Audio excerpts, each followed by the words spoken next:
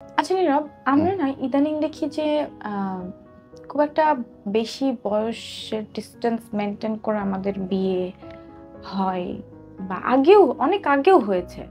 তো এটা আবার এখনো হচ্ছে, মেয়েরা এটা একসেপ্ট করছে, আগে চাপাই দেওয়া হতো এখন একসেপ্ট করছে। এই ব্যাপার নিয়ে তোমার কি বলার আছে?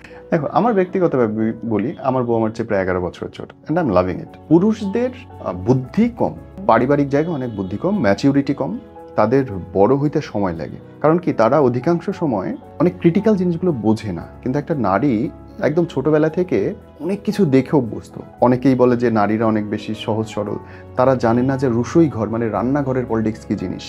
খুব চড়া জিনিস। কিন্তু শুধুমাত্র রান্না করবে বউ না শাশুড়ি, এই নিয়ে তৃতীয় মহাবিশ্ব যুদ্ধের মতো অবস্থা হয়ে যায়। ওই রসোই ঘরের পলিটিক্সের ভেতর দিয়ে থাকতে থাকতে একটা মেয়ে অনেক কিছু শেখে। তার দিব্য দৃষ্টি ঈশ্বরের তরফ থেকে, আল্লাহর তরফ থেকে অনেক বেশি পরিচ্ছন্ন থাকে, তার তীক্ষ্ণভাবে দেখার ক্ষমতা থাকে।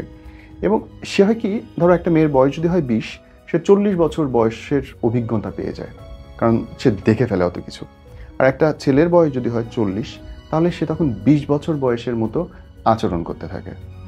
আমি ব্যক্তিগতভাবে মনে করি একটু বেশি ডিস্টেন্সে বিয়ে করা ভালো।